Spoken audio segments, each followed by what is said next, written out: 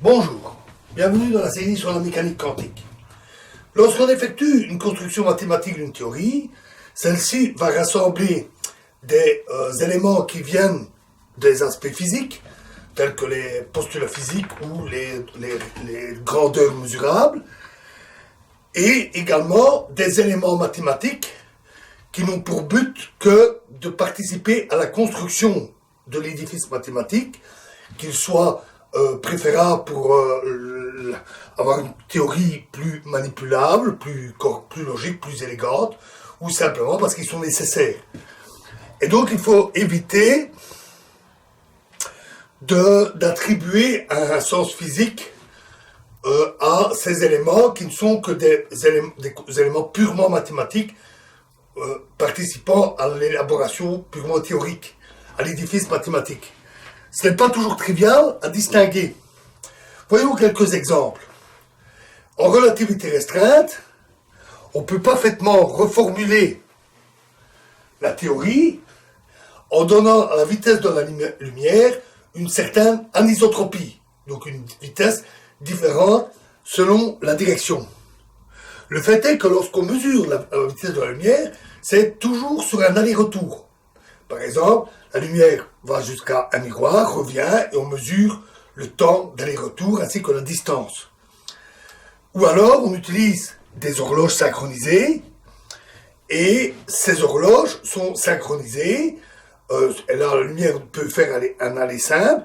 Les horloges sont synchronisées en utilisant les règles, par exemple, de la relativité, en utilisant la vitesse de la lumière. Donc, forcément, ça se mord la queue là aussi. Et si on fait ça correctement, cette anisotropie est alors, en fait, indétectable. Si elle ne se reflète pas, si elle ne se reflète pas dans des prédictions expérimentales, et si au contraire, elle se reflète dans d'autres anisotropies indétectables, comme une éventuelle variation des horloges lorsqu'on les déplace dans une certaine direction et pas dans une autre.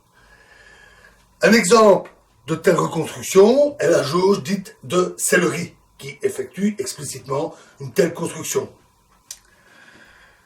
Les effets, comme le décalage des horloges, peuvent aussi se refléter dans d'autres phénomènes. Par exemple, lorsqu'on mesure la vitesse de la lumière à l'aide des satellites de Jupiter, c'est la première mesure historique de la mesure de la vitesse de la lumière. Rømer avait remarqué des décalages temporels dans les éclipses des satellites de Jupiter, et on avait déduit que, en fonction de la position, de la distance par rapport à la Terre, la lumière mettait une durée différente pour nous parvenir, ce qui introduisait un tel décalage. Si on admet une vitesse de la lumière anisotrope, donc ça a l'air d'être une mesure sur un aller simple, la lumière qui va du satellite jusqu'à nous, mais en réalité, on peut parfaitement avoir une vitesse anisotrope si la vitesse de rotation des satellites de Jupiter n'est pas constante et reflète là aussi cette anisotropie. Un tel effet indétectable peut paraître un peu pervers.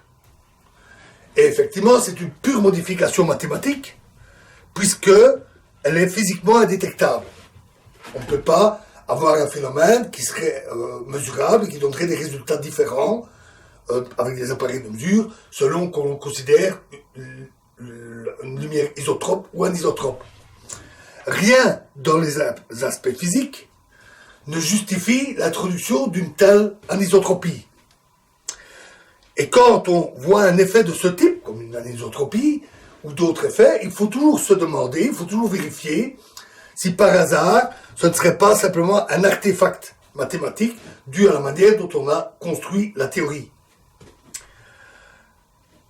En relativité, par exemple, pour éviter ce type d'artefact, on adopte le principe de relativité qui dit que tous les référentiels sont équivalents, ce qui revient à dire, en somme, que les phénomènes physiques ne sont pas influencés par le choix purement humain d'utiliser telle ou telle coordonnée pour donner des valeurs numériques aux positions ou vitesses. Un autre exemple, en relativité, est donné par l'énergie. L'énergie, en toute généralité, s'écrit E carré égale M carré C4 plus P carré C carré. C'est la relation relativiste générale. Le E étant au carré, et le A carré étant toujours positif, l'énergie elle-même peut être aussi bien positive que négative. Mais la valeur négative, le signe négatif, est sans signification. Au moins en physique classique. On l'a vu avec avec la mécanique quantique, ça peut être un peu plus compliqué. Mais au moins en physique classique, c'est sans signification. La valeur d'énergie étant positive est toujours limitée vers le bas par E égale mc carré qui est positif. Et donc, ce signe négatif est un pur artefact du fait qu'il y a ce carré dans l'expression. Carré qu'on peut éviter en mettant une racine carrée, mais ce qui est beaucoup moins élégant. En électromagnétisme, un artefact dont on a déjà parlé, c'est l'arbitraire de jauge. On peut choisir la jauge arbitrairement et on doit fixer cette jauge. Et un choix arbitraire tel que la jauge de Coulomb peut introduire des effets instantanés comme l'interaction électrostatique qui est a priori instantanée. Mais en fait, ce n'est pas vrai. Et quand on veut parler relativité, on va plutôt choisir une jauge comme la jauge de Lorentz. Mais le choix reste arbitraire. Un autre exemple assez classique, ce sont les coordonnées sur la sphère. Si on prend les coordonnées telles que les coordonnées sphériques, où la longitude et la latitude, les pôles de la sphère sont particuliers. Ce sont des singularités des coordonnées. Par exemple, au pôle, la longitude n'est pas définie. Pourtant, sur une sphère, tous les points sont strictement équivalents. C'est donc un artefact, cette singularité est un artefact dû au choix des coordonnées. Et il s'avère qu'en fait, c'est inévitable. On ne peut pas avoir un système de coordonnées sans singularité qui recouvre la totalité de la sphère. Ceci est dû au fait que la sphère n'est pas homéomorphe au plan, c'est-à-dire qu'on ne peut pas la déformer sans la déchirer ou l'étirer ou la contracter. On ne peut pas l'aplatir pour la mettre sur un plan. Une demi-coquille de pelure d'orange, si on l'aplatit, elle se déchire. Et il y a donc même un théorème sur ça, sur le fait qu'on ne peut pas avoir un tel système de coordonnées sans défaut. Et de tels défauts ne sont pas toujours flagrants à voir. Par exemple, quand on applique le système de coordonnées à la Terre, longitude, latitude, les pôles sont particuliers, ben oui, mais c'est là par là que passe l'axe de rotation de la Terre. Et lui, il est bien physique. Et donc, qu'on lui fasse jouer un rôle un peu particulier, c'est pas anormal. Donc, il n'est pas toujours simple de distinguer ce qui n'est qu'un artefact mathématique ou ce qui a un réel pendant physique. Il faut toujours faire très attention, bien réfléchir, analyser, etc. Alors, revenons sur un détail que j'ai déjà cité plusieurs fois. N'oublions pas qu'un système macroscopique est un ensemble de particules, de molécules qui interagissent entre elles. Tout le système macroscopique, ses propriétés peuvent être déduites de ses propriétés microscopiques. Et les propriétés microscopiques, telles que les atomes, les molécules, sont décrites par la mécanique quantique. Et donc, on devrait pouvoir expliquer les propriétés classiques de l'objet macroscopique à partir de la mécanique quantique. Et donc, expliquer tous les résultats, y compris, par exemple, les résultats définis de mesure. C'est une des raisons majeures pour ne pas utiliser sans raison les propriétés classiques. Sinon, le raisonnement se mord la queue. Et ce n'est pas toujours facile, parce que même le langage reflète la physique classique. Quand on lit, par exemple, dans la vulgarisation, c'est très fréquent, que l'électron est dispersé. L'image est un peu trompeuse, parce que l'électron ne trouvera jamais à deux endroits. enfin, mesurant sa position. Et il n'est pas un fluide. Et sa position n'est pas précise. Il n'y a pas donc réellement d'image classique appropriée pour décrire ça. C'est donc pas facile. Et il faut donc utiliser les concepts quantiques, comme celui défini par la fonction d'onde. De même, on ne doit pas privilégier une certaine base, comme la base position d'office. En particulier, dans le domaine mésoscopique, ce n'est pas nécessairement la base position qui est la base privilégiée. C'est la mécanique quantique et la décohérence qui doivent dire